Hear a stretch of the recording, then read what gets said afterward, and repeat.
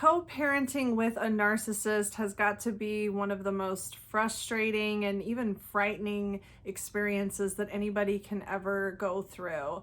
In this video, I'm going to go over some techniques that you can use to help you deal with this situation, and also some ways of looking at things that might help you keep your sanity.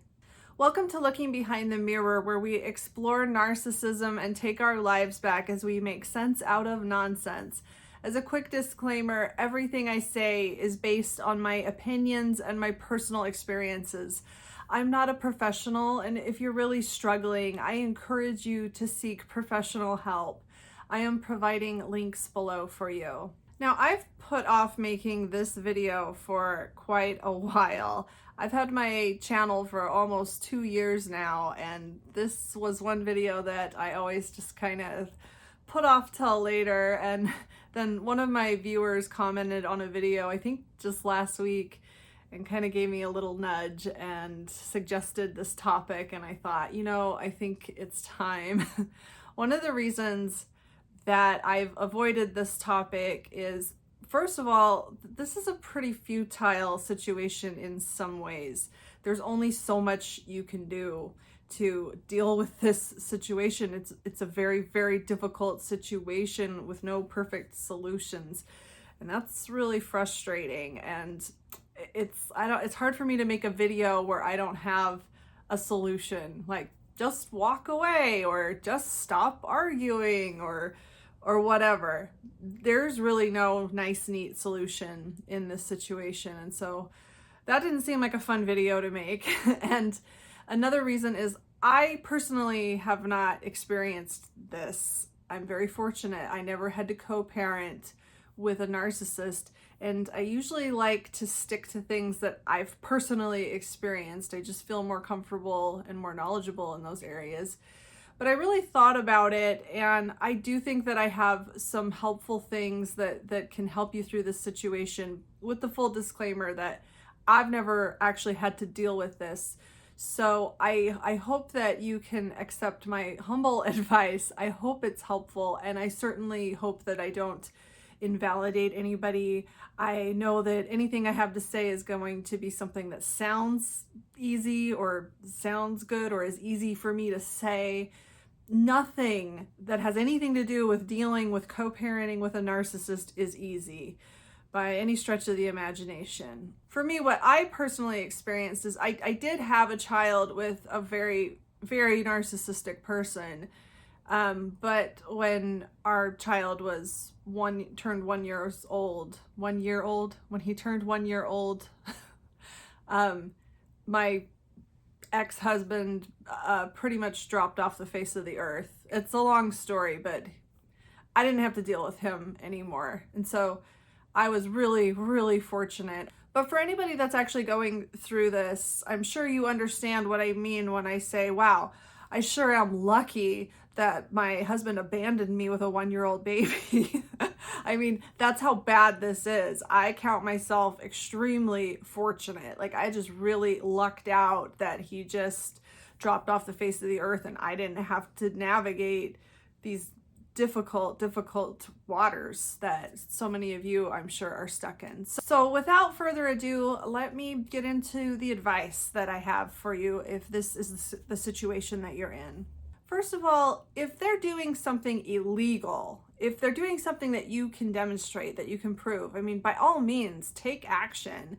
Do whatever you can legally to protect yourself and your children. But unfortunately, for many people, this isn't the situation. The situation is more that they're dealing with a very difficult person, somebody that causes chaos and drama, someone that tears people apart, destroys relationships, and never really comes up to the line where there can be anything legally done about it. It's just this horrible thing that you just kind of have to live with because they're not breaking the law. So I just want to say that first, that if they're actually breaking the law, or they're actually a danger to you or your kids, and you can demonstrate that, then by all means do what you can legally. But the rest of this video is going to assume that you're really stuck and that there really isn't anything that you can do legally to fix this situation. I think the most important thing to do in this situation, and probably the hardest thing to do, is to accept your reality, to accept that you are co-parenting with a very difficult person. You're co-parenting with somebody that wants you to be the bad guy, that wants to upset you, somebody that's willing to hurt your children in order to win some kind of contest that nobody else wants to participate in. You really have to accept that reality and accept that there's nothing you can do to change that.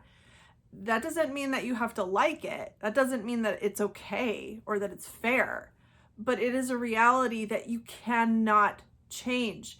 And I think that when we are stuck dealing with these toxic, manipulative people, it's really, really hard to accept that that is the way that they are. I think that there's this constant yearning for some sort of justice, or these desperate attempts to get through to this person, to make them see how mean they're being, or to somehow make them pay for what they're doing to people. But this is the trap that narcissists will put you in. And this is the emotionally reactionary place that you can get trapped in, and it really goes nowhere constructive, because you cannot force the narcissist to stop being a horrible person.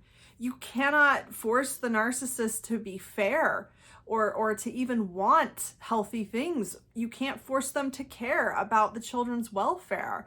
You can't force them to be reasonable or to stop playing games with you. You have to deal with what your reality is that you cannot change. As unfortunate as it may be, as unfair and horrible as it is, I think when you stop trying to make it right, when you stop trying to fix it and make it fair, that can give you a little bit of peace, when you can accept that this is the way my ex is, and I can't change him or her. I can't make them be fair. I can't make them stop causing trouble or trying to cause trouble. The only thing that you can control, and I'm sure you've heard this 1,000 times, but the only thing that you can control is yourself. And that is especially true in this kind of a situation.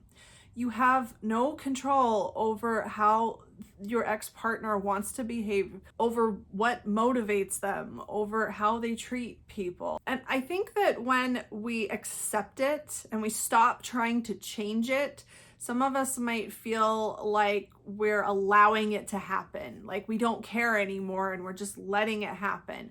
But that's not what's going on. It's not okay. Having an abusive ex-partner that still has access to your kids is not okay. It's not fair. But accepting that there's nothing you can do to change it and discontinuing all of your futile attempts to change it doesn't mean that you don't care. You can care about what's happening, and you can also accept the things that you cannot change. I'm sure that while it can take a lot of time and a lot of practice and a lot of hard work, that learning to accept the way things are and not trying to change them into something more fair can bring you a lot of peace, can bring a lot of peace back into your life. And focusing on the things that you can control, focusing on the things that you can do something about, could also bring a little bit of peace back into your life as well. So let's talk a little bit more specifically about how to handle those difficult moments. I mean, it's all well and good to say just accept things the way they are, but what about those moments where the narcissist does things and says things that are just so infuriating and frustrating? I mean, again, it takes practice. It takes practice to handle these situations, and it's so unfair that anybody has to be stuck dealing with this kind of situation. But this is where we are. The first piece of advice that I would have for anyone in this situation is to always pause before you respond to text messages. I would try to avoid phone calls at all costs. If it were me, I might even make a rule that there is no talking back and forth. If that's something that you can do, that would be something I would recommend. everything in writing, text messages, emails, but absolutely no verbal communication whatsoever. And I don't know, I think that that would be a good rule. It might not be practical for you, but that would be something you might want to consider doing. And anyway, so when the narcissist texts you things that get under your skin, upset you, or make you want to text something back really fast, to always stop and take a minute. And this is one reason that all communication should be written, so that you can take a minute to absorb the things that they say. Narcissists are really great at saying things that just really upset us and really just get us spinning our wheels and rocketing up into space with these reactionary emotions that they're so good at triggering. So I think it's a really good idea to always pause and take at least 15 minutes to sit and think about whatever it is that they said that upset you. I know for me, when I did this, and I mean, I have dealt with people like this, obviously, I just never had to deal with it in conjunction with sharing custody of children, but I've definitely dealt with difficult people like this. And when I've had to do this, when I have gotten inflammatory messages that have made me want to text back really quick, and when I've stopped and just waited 10, 15 minutes, I'll start to see it in a different light, and I'll start to realize, wait a minute, what are they talking about? That doesn't make any sense. Or wait, I don't even think that that's what he meant. Or I'll just start to see it in a different light. And the way that the words were presented meant to trigger me, that effect will kind of wear off as I just take a little bit of time to calm down and think about what's actually being said. And that has really saved me from engaging in some 6-hour argument. Quick emotional responses almost never result in anything good. Okay, now what about those times where you're face to face, or those times when they do something really infuriating? What if you had plans to go meet with your friends for dinner tonight at 6 o'clock, and you texted your ex last night and you made plans and your ex agreed to take the kids, and it's all in text messages, and your friends are waiting for you, and you pull up at your ex's house with the kids, and he or she, let's make it a he in this scenario, he comes out and he's like, what are you doing here? And you're like, I'm dropping the kids off. I remember I had plans tonight. I told you. And he's like, no, that's tomorrow night. I'm going bowling tonight. You know that. And you're like, your friends are waiting for you. You've been looking forward to this. You had plans. You texted each other last night. It's on your phone. You double check to make sure you're not crazy. And your ex is standing there acting like you made the whole thing up and that you don't know what's going on. And maybe your ex will say something like, oh, you always do this. You don't pay attention to the details. You don't pay attention to what's going on. I always go bowling on Wednesday night. Trying to goad you into an argument. And maybe they'll start saying things like, you always have to make it all about you. We agreed on Thursdays, but now you want to switch it just because you want to go out with your friends. Don't you want to stay and take care of your own kids? What you got to bring them over here and dump them on me because you got to go out with your friends? All the while, that you absolutely had a very clear agreement, and here we go again, right? This is the reason that you're not together anymore. But how do you handle this situation in front of your kids? I think it's really important to realize that in a situation like this, the narcissist is trying to get you to freak out. The narcissist knows, I can't stress this enough, the narcissist knows that you texted each other about tonight, and the narcissist is not confused. This is a setup. This is what narcissists do. They know full well all along how this was going to play out. They were going to agree to take the kids tonight. You were going to show up. They were going to act like you were crazy. And then you were going to get really reactionary and angry and emotional and hopefully make a real jerk out of yourself so that the kids could see that the narcissist is the calm, stable, reasonable one. And maybe if you freak out enough, the narcissist will finally agree, okay, I'll change my plans to go bowling and take the kids since I care about the kids so much and you go off with your friends. This is the perfect scenario that a narcissist can set up to make you look like the bad guy. Then the narcissist can make it look like he's the one that cares about the kids and you're the one that just wants to go off with your friends and you also just can't even get your days straight.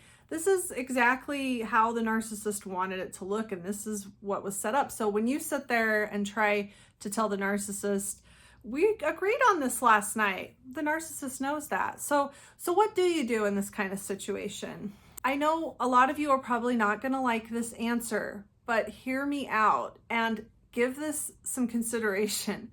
The best thing you can do in this kind of a situation is to agree with the narcissist, and I'll tell you why. But first, let me tell you what agreeing looks like. So the narcissist says like, no, that was tomorrow night. Don't you get your days straight? I mean, I go bowling on Wednesdays. I can't believe you're switching the schedule up on me like this. Instead of arguing, because arguing isn't going to change anything, you can say, oh, sorry, I must have gotten my days mixed up. And they're probably going to come back with something like, you always do this. Do you know how inconvenient this is for me? Why can't you keep your days straight? Why don't you buy yourself a calendar or something? To which you could say something like, well, okay, I'll think about it. I know this might seem like the opposite of what you want to do, but look at the big picture here. The narcissist wanted you to get upset and start defending yourself. The narcissist wanted you to start getting defensive and emotional in front of your kids. The narcissist wants to make you look like the unstable one, okay? Now, the price you're gonna pay here is you're probably not gonna be able to go out with your friends. And, sometimes when you have kids, that just happens anyway, whether or not you're dealing with a narcissist. Welcome to being a parent. Sometimes your plans just suddenly have to change.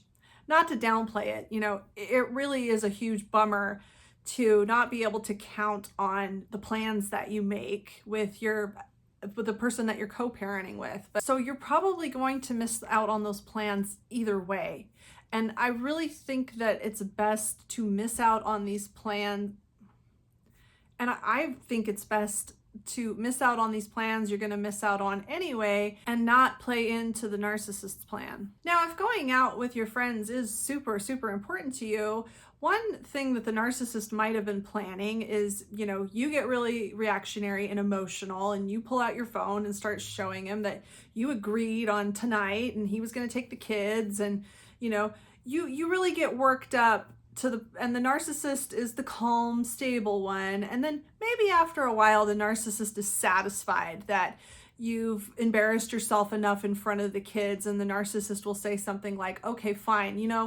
I'm the one obviously that cares about the kids. So I'll cancel my plans and I'll take the kids so that you can go off with your friends. Okay, fine. And then, then you can go out with your friends and you don't have to cancel your plans. But to me, I don't think that's worth it. And what's more important here is that if you don't argue and you ruin the narcissist's plans of making you look like the emotional reactionary one, the narcissist will eventually stop doing this. If it stops working, if the narcissist can't push your buttons and control your emotions and make you get upset in front of your kids, the narcissist will eventually give up. Now, they'll ramp it up first. They'll try harder, but they will eventually give up. You will be teaching them not to do these kinds of things because these kinds of things won't work on you. And if you try this out, I think you'll be able to see this for yourself very quickly when the narcissist says, no, that wasn't tonight. That was tomorrow night. I go bowling tonight. And you say, oh, okay. I'm sorry, I must have been mistaken. If this is the first time you've ever reacted like that, you will see the narcissist suddenly kind of get a little confused, a little panicky, like, wait a minute, she's supposed to be starting to get angry here. What? And then, they'll try to come up with something else to throw at you. Like, well, you're always doing this, why can't you keep track of time? And you just say something like, I've just been really busy lately. Yeah, you're right. I need to get a better handle on my schedule. If you are really, really angry with the narcissist, which would be totally understandable, especially in this kind of a situation, trust me, there is no better way to really stick it to them than to just start agreeing with everything that they say, to stop arguing, to stop getting emotional. This is how you really get under their skin.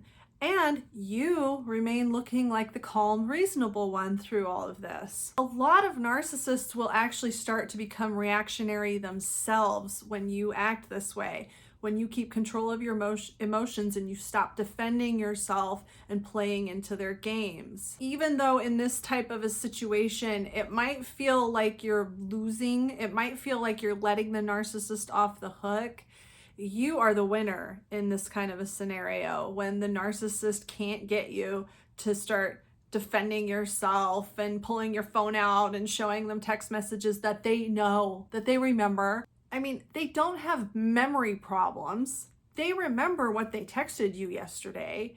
You don't need to try to prove things to them that they already know. Just because they pretend or they say that they don't remember something or that they remember something a way completely different from how it actually happened doesn't mean that they're telling you what they actually think and remember. If they texted you very clearly last night that they were going to meet you tonight, they remember that. And you know what? For somebody that actually doesn't remember that, like if it was you, if they texted you about meeting tonight, and then you forgot and then they showed up, would you react by telling them that they're crazy and that they're wrong and that they're imagining things?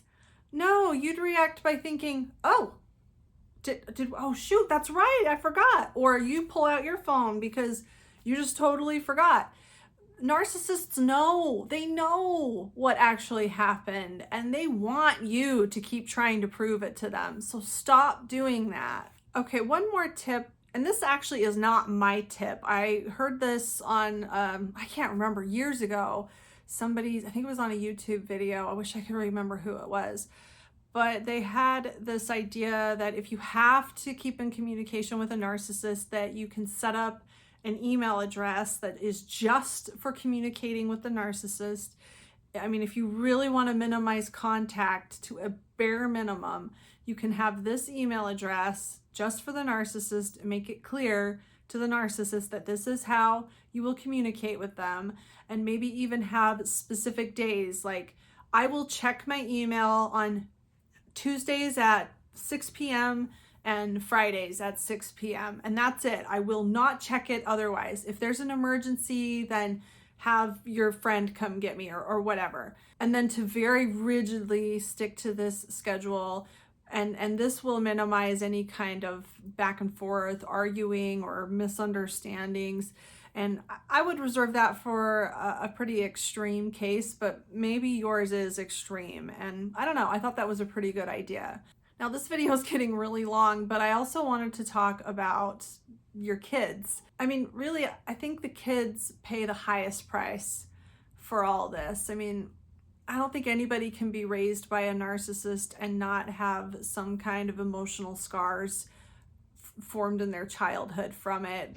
Some worse than others, but I think the children really suffer in this kind of situation. And I think it's really, really hard to raise your children with only like half the control over their environment, to have to hand them over to somebody that probably abused you and just let them go and let somebody else take care of them out of your view, out of your control, somebody that you know is troublesome or even abusive. I mean, that's really, really difficult. And I think it can be made even more difficult when the narcissist is manipulating the children, and especially when the narcissist is manipulating the children in ways that alienate you from them. And I do have some thoughts about how to deal with that kind of situation. I think one thing that's important to remember is that you really have to allow your kids to think and feel the way that they want to. Your kids are autonomous human beings. And even if your ex is some kind of abusive monster to your kids, your kids are not going to see that person the same way you do. your kids don't want to pick sides. When you've been abused and betrayed and treated so badly by somebody, I think it's natural to want some support, want people to take your side, want some validation.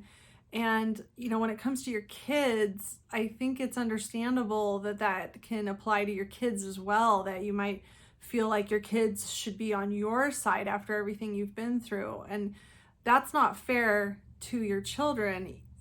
As unfair as the whole situation might be, you really have to allow your children to continue to love the other parent, the other person that's hurt you so much.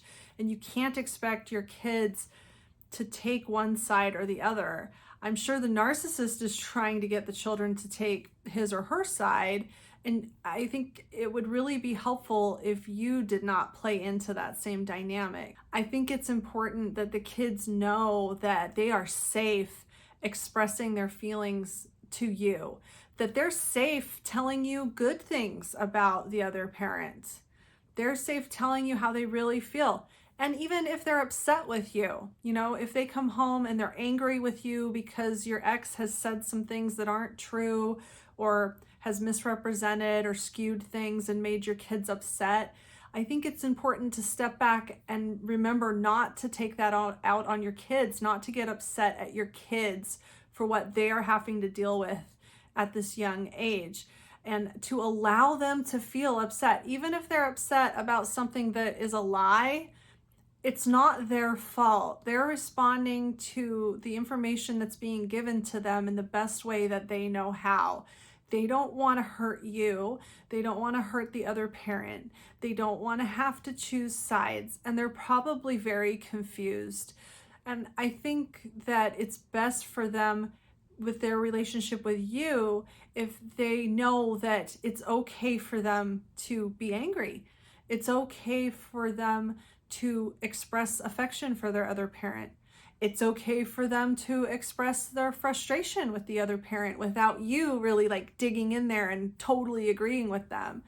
If you could just be a safe space where you listen and validate their feelings and allow them to have their own experience without trying to steer them in a direction that serves your emotional needs. And not to take any of their confusion personally, and not to take it personally when they have been manipulated and lied to. Children need your acceptance and everything that they think and feel. They need to know that you accept them the way they are and the way these feelings come up for them, that you are there for them to accept them the way they are. And I really think that that's the best way forward in your relationship with them. And I think that in the long run, that will help them to feel like they do have a stable place, a safe place that they can go to when they need. And I think that will help them become more well-rounded, adjusted adults despite the situation that they've been put in. The bottom line with co-parenting with a narcissist is that this sucks. This is like the worst situation that you can get stuck in, but it's not forever. Kids grow up really, really fast. And this is a really important time to really stop and think about how you want the rest of your children's childhoods to play out, as far as how much of it that you can control.